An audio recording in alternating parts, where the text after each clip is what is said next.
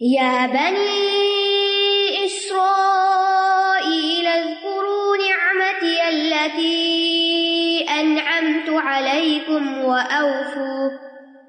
وأوفوا بعهدی اوف بعهدکم وإیای فارہبون۔ اے بنی اسرائیل، میری اس نعمت کو یاد کرو جو میں نے تم پر انعام کی، اور میرے عہد کو پورا کرو، میں تمہارے عہد کو پورا کروں گا، اور صرف مجھ ہی سے ڈرتے رہو۔ اس سے پہلے یا ایھا الناس کے ساتھ تمام لوگوں کو دعوت تھی عبادت کی، اب بنی اسرائیل کے ساتھ خصوصی خطاب کیا جا رہا ہے، کیونکہ اہل کتاب ہونے کی وجہ سے ان کا زیادہ حق تھا کہ وہ نبی صلی اللہ علیہ وسلم پر ایمان لائیں۔ تو یہاں سے لے کر آیت نمبر 147 تک 147 تک ان پر 10 انعامات، ان کی 10 بدعمالیوں اور انہیں دی جانے والی 10 سزاؤں کا ذکر ہے۔ یعنی اللہ سبحانہ تعالیٰ نے جن انعامات کی یہاں بات کی ہے، یا بنی اسرائیل اذکروا نعمتی، تو نعمت ایک نہیں تھی بلکہ نعمتیں بھی اس کا ترجمہ کیا جاتا ہے۔ میری ان نعمتوں کو یاد کرو، تو وہ نعمتیں کیا تھیں اس کی تفصیلات آگے دیکھیں گے۔ اور پھر اس کے مقابلے میں عبادت کی بجائے، اطاعت کی بجائے انہوں نے کیا کیا؟ بدعمالیاں کی، اور پھر اللہ سبحانہ تعالیٰ کی طرف سے ان پر سزائیں بھی آئیں۔ تو اب ان سب تفصیلات کو بیان کیا گیا۔ کیوں بیان کیا جا رہا ہے؟ تاکہ ہمیں سبق حاصل ہو کہ کوئی بھی امت جس کو اللہ تعالیٰ چن لیتا ہے، جس کے پاس رسول بھیجتا ہے، کتابیں دیتا ہے، پھر اگر وہ بدعمالیاں کرتے ہیں تو ان کو آخرت سے پہلے دنیا میں بھی سزا ملتی ہے، اور بنی اسرائیل کا نمونہ ہمارے سامنے ہے۔ تو یا بنی اسرائیل، اے بنو اسرائیل، اسرائیل یعقوب علیہ السلام کا لقب ہے، اے اسرائیل کی اولاد۔ یعقوب علیہ السلام کون ہے؟ یعقوب بن اسحاق بن ابراہیم خلیل اللہ علیہم السلام، اور عبرانی زبان میں اسرائیل کا مطلب ہے عبداللہ۔ تو یہاں ایک نیک باپ کی اولاد کی حیثیت سے خطاب کیا جا رہا ہے۔ اے ابن کریم، ابن کریم، ابن کریم کے بیٹو، اے معزز ترین باپوں کی اولاد، اے بنی اسرائیل، یعنی ان کو احساس دلایا جا رہا ہے کہ سوچو تم کس کے بچے ہو، کس کی اولاد ہو۔ اب بھی آپ دیکھیں کہ عام طور پر جب ہم کسی کو احساس دلانا چاہتے ہیں کسی کام کا، اپنے ہی بچوں کو دیکھ لیں، تم سوچو کس کی اولاد ہو، کیا تمہیں یہ کام زیب دیتا ہے؟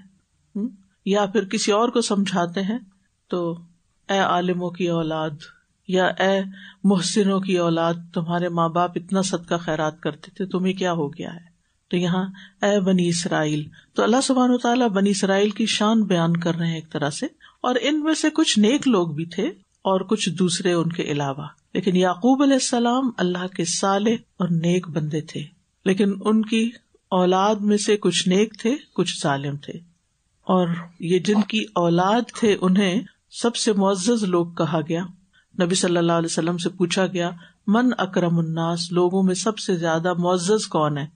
تو آپ نے اس کے بارے میں بتایا کہ سب سے زیادہ معزز اللہ کے نبی یوسف علیہ السلام، جو خود نبی تھے، باپ نبی تھے، دادا نبی تھے، پردادا بھی نبی تھے، جو اللہ کے خلیل ہیں، یعنی نسل در نسل ان کے اندر نیکی تھی، تقویٰ تھا۔ اور یہاں یا بنی اسرائیل کہہ کے مدینہ کے یہود سے خطاب ہے، اور یہود کے علاوہ نصارہ سے بھی، کیونکہ یہود اور نصارہ دونوں ہی بنی اسرائیل سے تعلق رکھتے تھے۔ عیسیٰ علیہ السلام بھی بنی اسرائیل کی طرف بھیجے گئے تھے، لیکن یہاں یہ یاد رکھیے کہ اسرائیلی ہونا ایک نسب ہے، یہودیت مذہب ہے، ہر یہودی اسرائیلی نہیں ہوتا، لیکن عموماً ہر اسرائیلی یہودی ہوتا ہے، یا پھر وہ مسلمان ہو جائے، تو جیسے کچھ لوگ مسلمان بھی ہوئے over the period of time. تو مدینہ میں بنی اسرائیل میں سے یہودیوں کے 3 قبائل آباد تھے، بنو قینقاع، بنو نذیر اور بنو قریظہ۔ یہ 3 قبیلے مدینہ میں رہائش پذیر تھے، اور یہ اس وجہ سے یہاں آئے تھے کہ انہیں آپ کی ہجرت کا مقام معلوم تھا کہ نبی صلی اللہ علیہ وسلم یہاں پر تشریف لائیں گے اور وہ ان آخری نبی پر ایمان لائیں گے اور ان کی پیروی کریں گے۔ لیکن جب نبی صلی اللہ علیہ وسلم اپنی ساری نشانیوں سمیت مدینہ تشریف لے آئے تو انہوں نے کیا کیا؟ انکار کر دیا۔ بنی اسرائیل میں بہت سے نبی آئے ہیں، ٹھیک ہے، جیسے ان میں سب سے زیادہ اہم شخصیت موسیٰ علیہ السلام کی ہے، جن کا ذکر قرآن مجید میں بارہا آتا ہے، پھر ہارون علیہ السلام، یوسف علیہ السلام، داؤد علیہ السلام، سلیمان علیہ السلام، زکریا علیہ السلام، یحییٰ علیہ السلام، حضرت صفیہ جو نبی صلی اللہ علیہ وسلم کی زوجہ تھی، یہ سب اسرائیلی تھے. ٹھیک ہے. تو اللہ سبحانہ وتعالیٰ ان کو مخاطب کر کے کہہ رہے ہیں کہ دیکھو تم اللہ کے چنے ہوئے لوگ ہو، اور ان کو اس بات کا پتہ بھی تھا، اور یہ کہتے تھے نحن ابناء اللہ و احباؤہ، ہم اللہ کے بیٹے ہیں اور اللہ کے محبوب ہیں. وہ کہتے تھے ہم اہل علم ہیں اور انبیاء کے وارث ہیں. وہ اپنی شان کو پہچانتے تھے. تو اللہ سبحانہ وتعالیٰ نے اسی کے ذریعے ان کو خطاب کیا، یا بنی اسرائیل اذکروا، اے بنی اسرائیل یاد کرو، ذکر کرو. کس کا؟ نعمتی، میری نعمتوں کا. اللتی انعمت علیکم، وہ جو میں نے تم پر انعام کی. یعنی اس نعمت کو اپنے دلوں میں یاد کرو، زبانوں سے اس کا ذکر کرو اور اپنے عمل سے اس کا اظہار کرو. تو ذکر بھی 3 طرح سے ہوتا ہے، جیسے شکر 3 طرح سے ہوتا ہے. ایک یہ کہ انسان خود پر جو اللہ تعالیٰ کی نعمتیں ہیں دل ہی دل میں ان کے بارے میں سوچے، غور کرے. جیسے ابھی میں نے بنو آدم کے اوپر اللہ تعالیٰ کے احسانات کا ذکر کیا، یہ اللہ کی نعمتیں ہیں ہم سب پر ایز اے ہول. اور پھر ہر انسان کو الگ الگ بھی کچھ خاص چیزیں ملی ہوتی ہیں، تو وہ ہمیں دل دل میں دہراتے رہنا چاہیے. اس کا فائدہ کیا ہوتا ہے کہ پھر شکر ادا ہوتا ہے، پھر انسان کے دل میں اللہ کی محبت پیدا ہوتی، عبادت کا شوق پیدا ہوتا ہے. اور دوسرا یہ کہ وَأَمَّا بِنِعْمَةِ رَبِّكَ فَحَدِّثْ، جہاں تک تیرے رب کی نعمت کا تعلق ہے تو اس کا ذکر کرو، اس کو بیان کرو. تو ہمیں کیا کرنا چاہیے؟ دوسروں کے سامنے بھی نعمتوں کا ذکر کرنا چاہیے، نعمتوں کو گنوانا چاہیے. لیکن اس کے برعکس ہم عام طور پر کیا کرتے ہیں؟ نعمتوں کا ذکر کرنے کی بجائے زیادہ ذکر کس چیز کا کرتے ہیں؟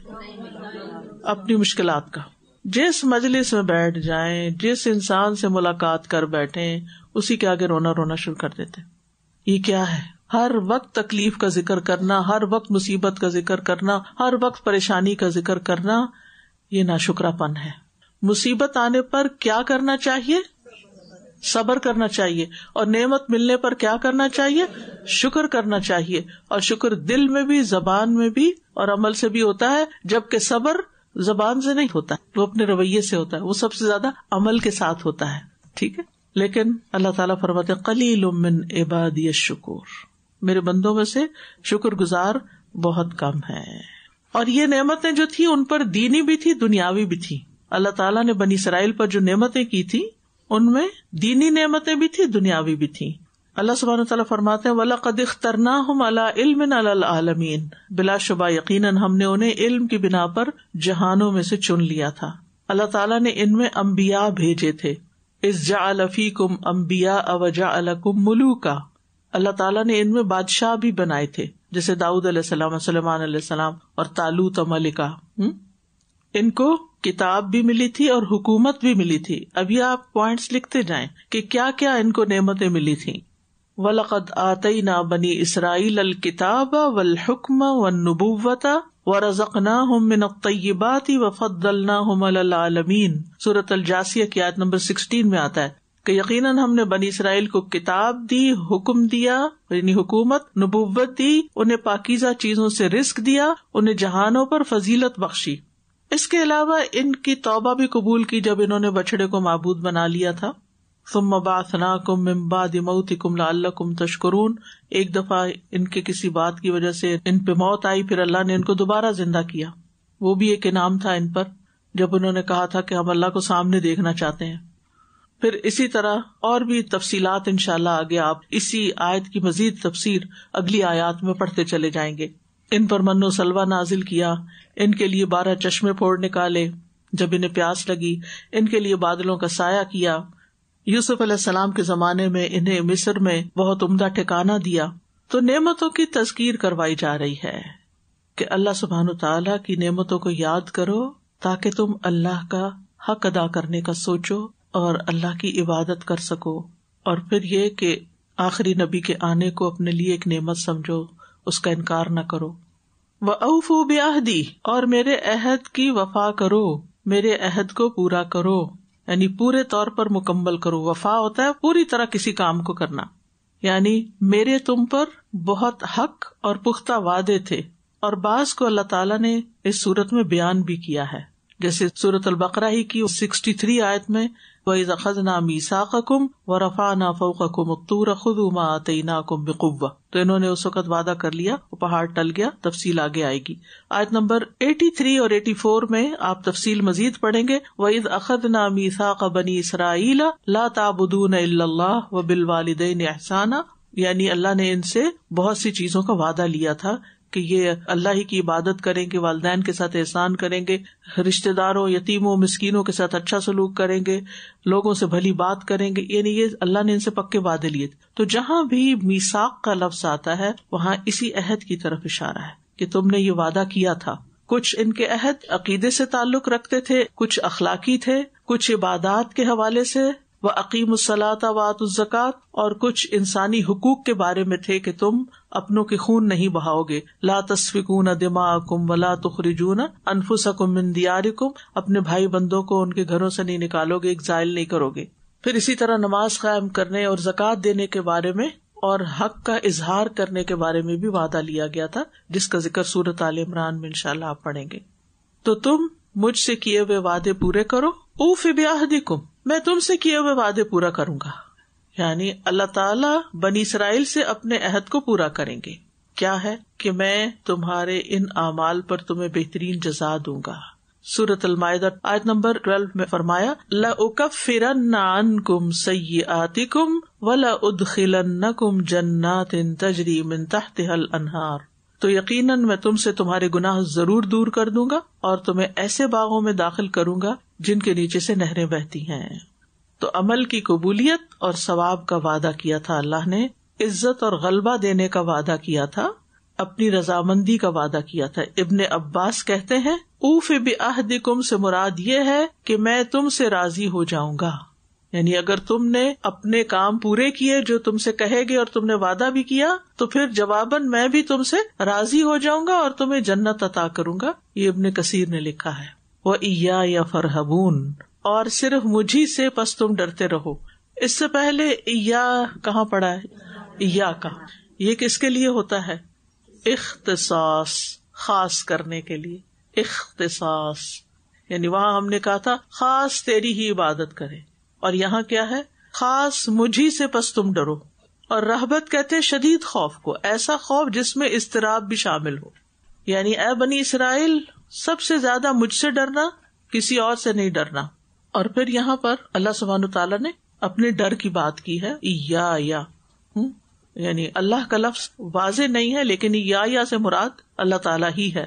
بنی اسرائیل نبی صلی اللہ علیہ وسلم کی آمد پر ان پر ایمان لانے کی بجائے ان کے دشمن بن گئے. تو یہاں پر اللہ تعالیٰ ان کو بتا رہے ہیں کہ مجھ سے ڈرو.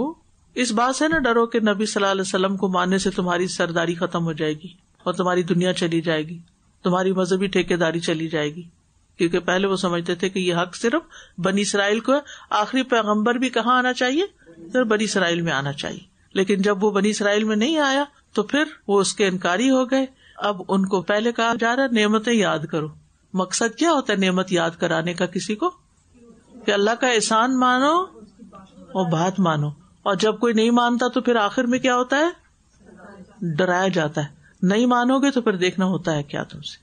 دونوں طرح سے سمجھایا گیا ہے. تو اس آیت سے جو بات ہمیں پتہ چلتی، جو فوائد ہمیں پتہ چلتے ہیں کہ انسان کو اللہ کی نعمتوں کو یاد کرنا چاہیے. نعمت کی یاد دہانی حق کو قبول کرنے کا سبب بنتی ہے. اور یہ یاد رکھنا چاہیے کہ ہر نعمت اللہ کی طرف سے ہے. اللہ کی نعمتوں کو تو شمار ہی نہیں کیا جا سکتا. اور دین کا ملنا، کسی خاندان کے اندر نبوت کا ملنا، یہ اللہ تعالیٰ کی بہت بڑی نعمت ہے. الیوم اکملت لکم دینکم واتممت علیکم نعمتی. وہاں نعمت کس کو کہا گیا؟ دین اسلام. یعنی نعمتیں تو بہت ساری ہیں. جب ہم کہتے ہیں صراط الذین انعمت علیہم تو اس سے مراد کیا ہے؟ ہمیں ان لوگوں کا راستہ دکھا جن کے پاس بہت سا مال ہے، یا جن کے بہت سی اولاد ہے، یا جن کے پاس دنیاوی اسٹیٹس بہت سا ہے. یہ مراد ہے؟ نہیں. اس سے مراد انبیاء، صدیقین، شہداء. ان کے پاس کیا تھا؟ ان کی فضیلت کس بنا پر ہے؟ دین کی بنا پر. لہذا ہمیشہ یہ یاد رکھیے کہ دین سب سے بڑی نعمت ہے. دین سب سے بڑی نعمت ہے. یعنی نعمتیں تو بے شمار ہوتی ہیں لیکن دین سب سے بڑی نعمت. یہ پکا رکھیں اپنے دل میں اور اس پر شکر ادا کرتے رہیں. اور یہ آپ نے اپنے بچوں کو بھی بتا کر جانا ہے دنیا سے کہ آپ مسلمان ہو، یہ آپ پر اللہ کا سب سے بڑا انعام ہے. کیونکہ ہمارے بچے عام طور پر دین لے کے شرمندہ ہوئے پھرتے ہیں پیئر پریشر کی وجہ سے، اپنی آئیڈینٹی شو نہیں کرتے، اپنے ناموں کے پروننسیشن بدل دیتے ہیں. اگر انہیں یہ احساس ہو کہ یہ نعمت ہے تو وہ اس کا اظہار کریں. وَأَمَّا بِنِعْمَتِ رَبِّكَ فَحَدِّثْ، لیکن وہ اس کو نعمت سمجھتے نہیں ہیں. پھر اسی طرح آپ دیکھیں جسم ہمارا اللہ کی نعمت ہے، صحت نعمت ہے، وقت نعمت ہے. نعمتوں کا شکر ادا کریں تو اللہ تعالیٰ اور نعمت دیتا ہے، اور اگر ناشکری کریں تو پہلے بھی جاتی ہیں. تو ہمیں شکر ادا کرنے کی توفیق بھی مانگنی چاہیے کہ اللہ تو ہمیں ہمیشہ شکر گزار بنا. اس آیت سے یہ بات بھی پتہ چلتی ہے کہ اگر کسی کو کچھ سمجھانا ہو تو اس کو بڑے ادب احترام اور اچھے طریقے سے مخاطب کریں، یعنی پیار سے مخاطب کریں، اس کو عزت دیں، اس کو اس کا مقام اور رتبہ یاد کرائیں. کیونکہ عام طور پر آپ اگر کسی کو کچھ نصیحت کرنا چاہتے ہیں اور پہلے اس کو خوب ذلیل کرتے ہیں، جیسے بچوں کو عام طور پر ڈانٹ ڈپٹ کر کے پھر میں نے تمہیں 100 دفعہ کہا کہ یہ کام کیا کرو، تو پھر وہ کام نہیں ہوتا. تو یہاں اللہ تعالیٰ کتنے اچھے طریقے سے ان کو، یا بنی اسرائیل ان کے لیے جو سب سے زیادہ عزت کا لقب تھا اس سے ان کو پکارا گیا ہے. نبی صلی اللہ علیہ وسلم نے جب ہرقل کی طرف خط لکھا تو کیا لکھا؟ عظیم الروم. کسریٰ کی طرف لکھا عظیم الفارس. یہ نہیں کہا اے کافر، اے مشرک، اے غدار، اے فلان. نو، کوئی ایسے لقب نہیں دیے، بلکہ ان کو بھی عزت سے پکارا. پھر اسی طرح یہ ہے کہ اللہ تعالیٰ کے ساتھ کیے ہوئے عہد پورے کرنے. ہمارے کون سے عہد ہوتے ہیں؟ جو اللہ کے ساتھ ہوتے. بندوں کے عہد کی بات نہیں کر رہی. یس، نظر مان لیتے ہیں، منت مان لیتے ہیں، اور پھر کچھ دن کے بعد کیا کرتے ہیں؟ بڑا مشکل ہے، کوئی اور طریقہ بتا دیں اب اس سے نکلنے کا. تو پہلے تو سوچ سمجھ کے مانگے، جلد بازی میں نظر نہ مانے، لیکن اگر مان لی ہے تو اس کو پورا کرے. ٹھیک ہے، اللہ کے ساتھ کیے ہوئے وعدے پورے کرے. اور پھر جو کرے گا اللہ سبحانہ وتعالیٰ اپنا وعدہ پورا کرے گا کہ اس کو سزا نہیں دے گا. اسی طرح فرائض کی ادائیگی کرنے سے اللہ کا وعدہ ہے کہ پھر اللہ سبحانہ وتعالیٰ اس کو جنت میں داخل کرے گا. 5 وقت کے نمازی سے بھی اللہ نے وعدہ کیا ہے. پھر اسی طرح اوور آل ان جنرل دین کے جو احکامات ہیں ان کی حفاظت کرنے والوں سے بھی اللہ کا وعدہ ہے. نبی صلی اللہ علیہ وسلم نے ابن عباس کو یہ وصیت کی تھی، احفظ اللہ یحفظک، احفظ اللہ تجدہ تجاہک. اللہ کے احکام کی حفاظت کرو، اللہ تمہاری حفاظت کرے گا. اللہ کی حفاظت کرو، تم اسے اپنے سامنے پاؤ گے، اللہ تمہاری مدد کرے گا. اور پھر آخری حصے سے کیا سیکھا؟ وَإِيَّايَ فَارْهَبُونَ. سخت ڈر اور خوف بندوں کا نہیں ہونا چاہیے، صرف اللہ کا ہونا چاہیے. اس کا فائدہ کیا ہوتا ہے؟ جب ہم سب سے زیادہ اللہ سے ڈرتے ہیں تو فائدہ کیا ہوتا ہے؟ جب بندوں سے ڈرتے ہیں نا تو پھر ہم بندوں کو ہی پلیز کرنے کی کوشش میں لگے رہتے ہیں. یہ ناراض نہ ہو جائے، یہ ناراض ہو گیا تو پھر میرا فلاں فائدہ جو اس سے لگا ہوا ہے وہ ختم ہو جائے گا، اور یہ میری روزی چلی جائے گی، میری جاب چلی جائے گی، اور میں نے یہاں نماز پڑھ لی تو پتہ نہیں کیا ہو جائے گا، کوئی اٹیک ہو جائے گا مجھ پر. اس قسم کے جو بندوں کے خوف ہوتے ہیں، یہ جو پیئر پریشر ہے، یہ بھی بندوں کا ہی خوف ہوتا ہے نا ایک طرح سے. اس لیے ان کو خوش کرنے کے لیے اپنا دین ایمان ہر چیز قربان کیے ہوتے ہیں. جیسے حجاب کی بات ہے تو حجاب کرنے میں کیا چیز رکاوٹ بنتی ہے؟ لوگوں کا خوف. اگر اللہ کا خوف ہو تو آپ کسی سے کیوں ڈریں؟ کسی سے نہیں مجھے ڈرنا، مجھے وہ کرنا ہے جو اللہ نے چاہا کرو. آپ کا ڈر نکل گیا. تو یہ ڈر کہاں ہوتا ہے؟ باہر ہوتا ہے یا اندر ہوتا ہے؟ کہیں اندر ہوتا ہے، اپنے اندر ہوتا ہے. یعنی باہر کوئی ایسی چیزیں ہوتی بھی نہیں.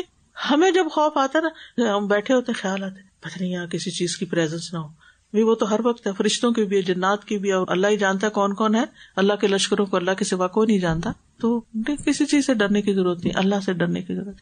کل ہم نے پڑھا تھا نا، لا خوف علیہم ولا ہم یحزنون. اللہ کا خوف آتا ہے تو بندوں کا نکل جاتا ہے، دنیا کا خوف پھر نکل جاتا ہے. کیونکہ انسان جس سے ڈرتا ہے نا اس کا غلام ہو جاتا ہے، پھر اس کے آگے سر جھکا سرنڈر کر دیتا ہے. تو اللہ تعالیٰ کے احکامات کے معاملے میں کسی سے ڈرنا نہیں، نہ ماں باپ سے ڈرنا ہے، نہ کسی اور سے ڈر. بعض اوقات ہم کوئی اچھا کام کیوں نہیں کرتے؟ ہاں ہمارے ماں باپ کو پتہ چل گیا تو وہ ناراض ہوں گے، ان کو نہ پتہ چلے. اس کا مطلب ہے کہ اللہ سے زیادہ ماں باپ سے ڈر رہے ہیں. تو ہمیں نہ کسی استاد سے ڈرنا. ٹھیک ہے، ایک عزت ہے، احترام ہے، سب کے ساتھ اچھا سلوک رکھنا. اور یہ مطلب نہیں کہ ماں باپ سے ڈرتے نہیں تو ان کے ساتھ بدتمیزی شروع کر دے کہ ہم نہیں ڈرتے ماں باپ سے اس لیے ہم روڈ ہیں ان کے ساتھ. نو، اس کا مطلب یہ ہے کہ جہاں اللہ کا حکم آئے تو پھر اللہ کا حکم اوپر اور ماں باپ کا حکم نیچے.